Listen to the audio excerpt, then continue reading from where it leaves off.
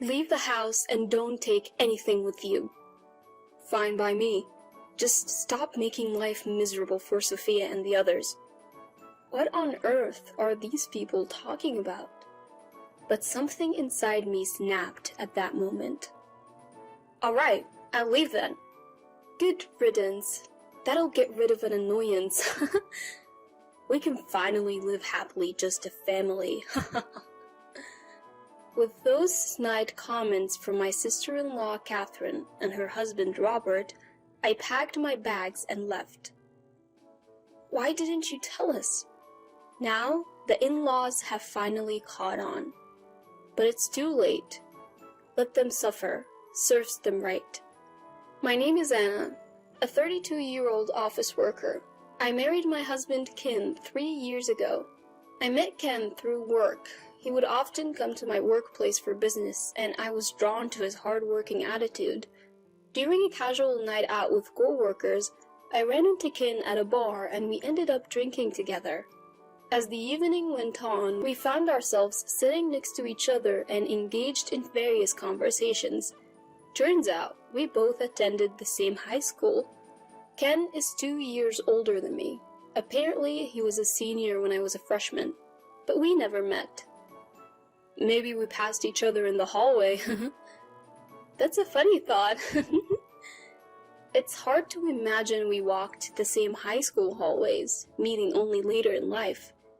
Back then, I was likely immature, full of that teen energy and noise. Who knows, maybe he saw me in the hallways and found me annoying. Thinking about it, I'm glad we met after we both matured a bit. That night out was the catalyst for Ken and me growing closer. He eventually asked me out to dinner and we started meeting up after work. One date led to another and we became a couple.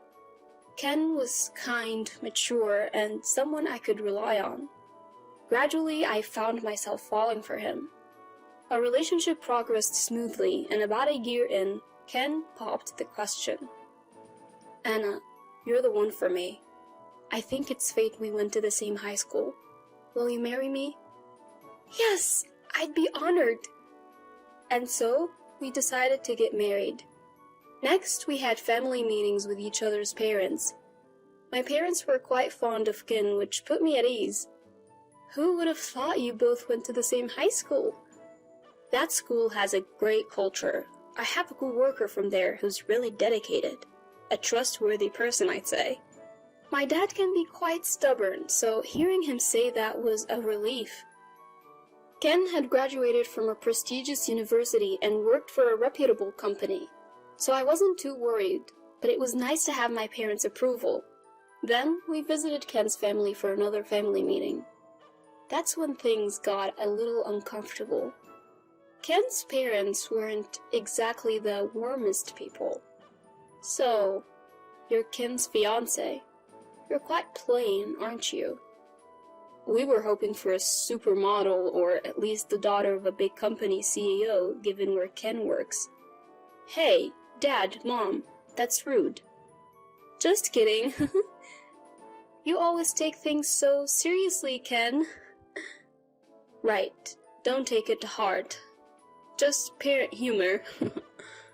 Sophia, my mother-in-law, and William, my father-in-law, were clearly mocking me. You didn't go to a famous university and I've never heard of your company. But as long as you focus on housework and have children, it won't be an issue. They made it sound like I was just a housekeeper and a baby-making machine. The family meeting made me instantly uncomfortable around my in-laws. Nevertheless, we wrapped up the meetings and got married. Married life was blissful. We both worked hard at our jobs and shared household chores. Ken was an excellent cook, even better than me, so I always looked forward to his meals. Whenever I made a request, he'd whip up that dish and it would always taste amazing. Even when I'd come home tired from work, eating Ken's cooking would lift my spirits. Of course, when it was my turn, I put my all into cooking. Ken would always compliment my cooking, saying it was delicious. I really liked the depth of flavor in Anna's cooking. I guess I tend to overcomplicate things a bit, you know?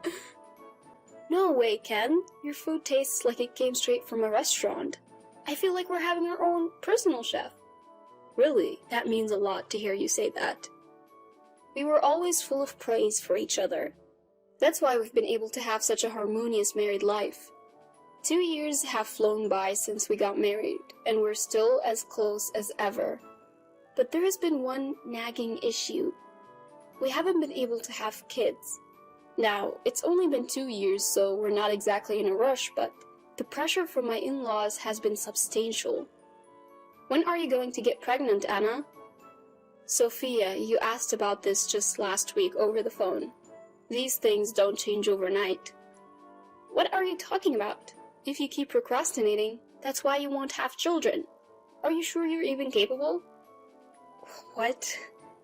Did you hide that from Ken when you married him? Absolutely not.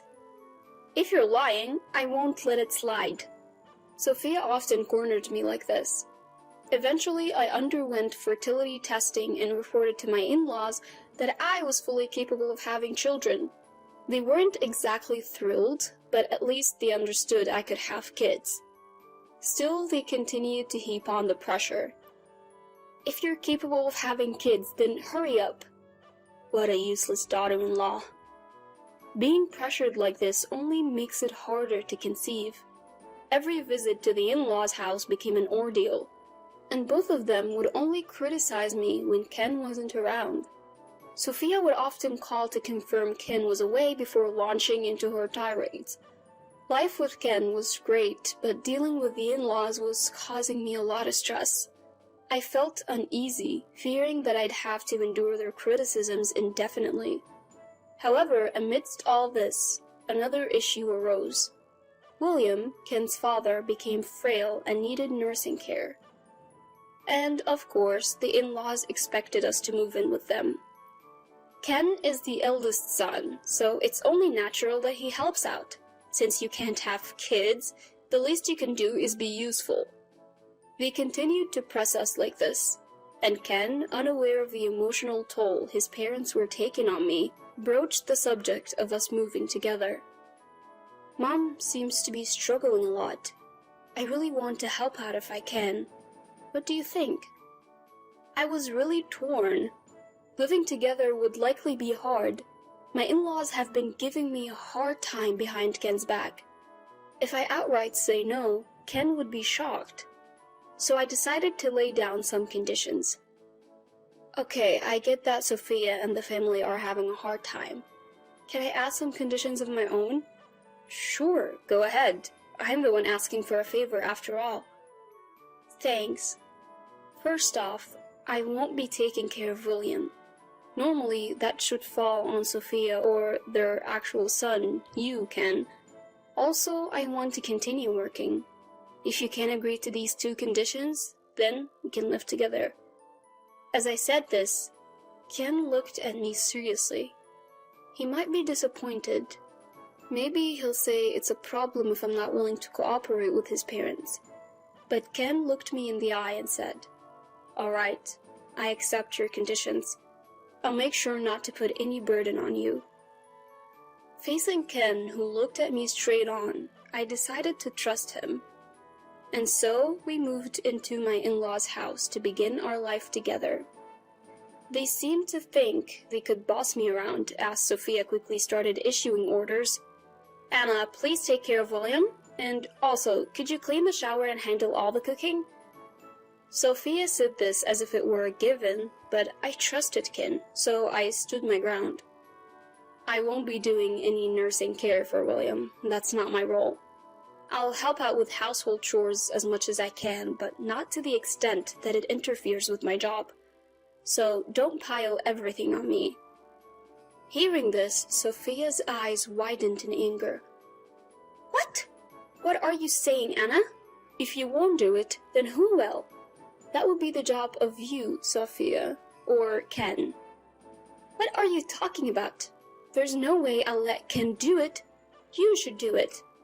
Sophia yelled at me, and during dinner she said, "It seems Anna doesn't care about us at all. She doesn't even want to help with William's nursing care. All I asked for was a little help in tough times."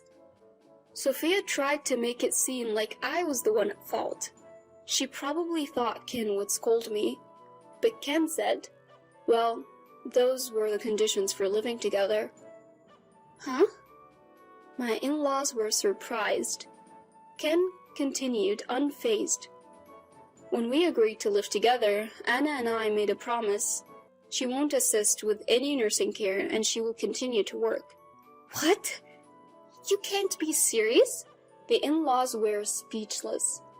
Stunned by how things had unfolded, inside I struck a mental victory pose. I regretted not talking to Ken about the harassment from the in-laws sooner. From that moment on, they couldn't boss me around anymore, and they seemed frustrated. For the most part, I lived peacefully without any unreasonable demands. Of course, I still helped with chores and contributed money to the household through Ken. I thought the in-laws would resent me if I gave the money directly. Then William's health started to decline and he needed to be hospitalized. The doctors said the treatment and hospital fees would be quite expensive. Sophia was really stressed about it. I am on a fixed income now. Why does this have to cost so much? Ken had reduced his work hours to help care for his dad, so our income had decreased too. Seeing Sophia struggle, I decided to help out financially. I told Ken, "Give this to Sophia and say it's from you," offering to cover William's monthly medical bills. Ken initially refused, but he really cares for his parents, so I insisted. "Don't be shy, we're married after all," I said. Ken replied, "Thank you, this really helps." Grateful for my support. We continued our lives together while William underwent treatment. Then one day, an unexpected visitor arrived. Catherine, my sister-in-law. "So, Dad's in the hospital? Tough break. But that means there's an empty room here, right? So we can move in, can't we?" Catherine had barely set foot in the house before she dropped this bombshell. We'd only met her a few times, like at our wedding and hers and at family events. Since we moved into the in-laws' house, she never visited. So her sudden appearance and proposition caught me off guard. It seems she wants to live here. Honestly, I'd prefer if she and her husband moved in and we moved out. But Sophia declined, saying, "Ken's here now, and Dad might come back, so it's not possible." Catherine seemed to have expected this and quickly backed down, saying, "Yeah, figures." However, she did make it clear that she was ready to move in any time. From that point on, Catherine started visiting the in-laws' house more frequently. "Today, I made dinner inspired by what Mom taught me. What do you think?" Catherine had been frequently cozying up to Sophia. It seemed like she was eager to replace us in our joint living arrangement. I had an inkling that something was off about Catherine. Could she be hiding something? Around that time, an unexpected event occurred. Ken got into a car accident on his way home from work and passed away. I rushed to the hospital, but it was too late. I was devastated to lose my beloved partner so soon. I had wanted to make so many more memories with Ken. The in-laws were also grieving over the sudden news of Ken's death. Even after the funeral, I couldn't come to terms with Ken being gone and felt really down. My boss gave me an extended leave, hoping I would recover soon. But being in the in-laws' house, my heart felt no peace. I had paid for William's medical treatment for this month and planned to stay there until I found a new place. I was also a bit worried about Sophia being alone. We might not like each other very much, but we've both lost someone dear. We're both hurting, I thought. But then Sophia trampled all over my good intentions. The tipping point came one day when Catherine and her husband visited. Why is Anna still here even though Ken has passed away? Catherine questioned Sophia like that. Sophia chimed in, "I was thinking the same thing."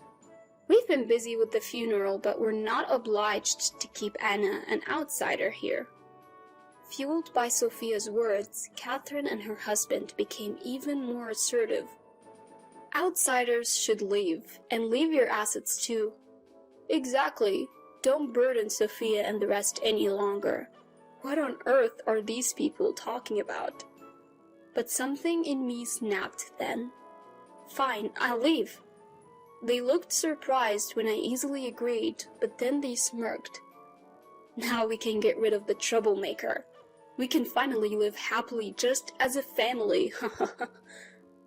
"Don't worry, Mom. From now on, we'll be the ones living here."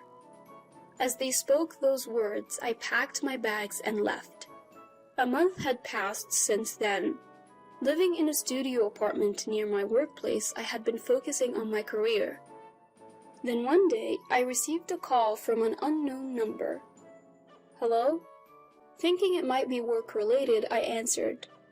It was Sophia. "Anna? Why didn't you tell me? I had no idea you were the one paying for William's medical bills. And the money in the house. It wasn't Ken, but you." It was too late for the people in my in-laws' house to realize the truth. They had it coming. I thought it would make things easier if we said the money came from Ken. Truthfully, Ken was cutting back on work to help with William's nursing care, so I was the one making significantly more money. So that's how it was. "I'm sorry for not noticing. Can you help us again?" "No way." "What? Why?" "I always tried to be minimally supportive as family, even when mistreated by you and others. But you continued to harass me without knowing the truth, even trying to kick me out.